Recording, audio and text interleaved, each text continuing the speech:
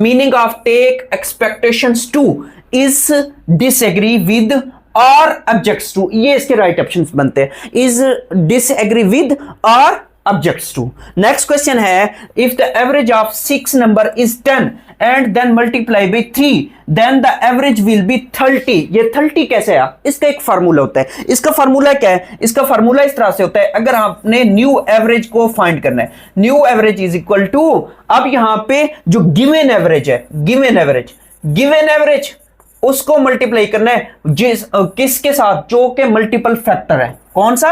Multiple factor है, उसके साथ आपने इसको मल्टीप्लाई करना है। कैसे? अब गिवन एवरेज कितनी है? गिवन एवरेज जो है वो 10 है। गिवन एवरेज कितनी है? 10 है। और मल्टीपल फैक्टर कितना है? 3 है। तो 3 के साथ इसको मल्टीप्लाई करो तो आंसर आ जाएगा कितना? 30। तो ये इसका आंसर है।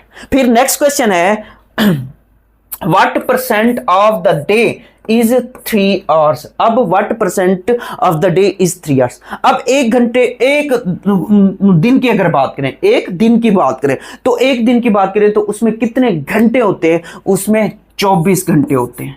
उसमें 24 घंटे होते हैं, क्योंकि यहां पे डे है। एक दिन में कितने घंटे होते हैं? 24। 24 को आप क्या करो, अपान में लिखो और ऊपर वो लिखो जो कि आपको गिवन है, 3/24। और चूंकि इसको परसेंटेज में लिखना है, परसेंटेज में आंसर आना चाहिए, तो मल्टीप्लाई कर दो 100 के साथ। मल्टीप्लाई कर दो किसके साथ? 100 के साथ। जब आप 3 1s are 3 3 8s are 24 करोगे तो उसके बाद 100 को जब डिवाइड करोगे 8 पे तो ये 12.5% आंसर आएगा। ये कितना आएगा? 12.5% आंसर आएगा। नेक्स्ट क्वेश्चन की बात करते हैं, in January 2024 which main agreement of Pakistan and Iran was. तो ये क्या था? ये cross border strike should be resolved by dialogue policy. असल में ईरान ने पाकिस्तान के इलाकों में क्या किए थे?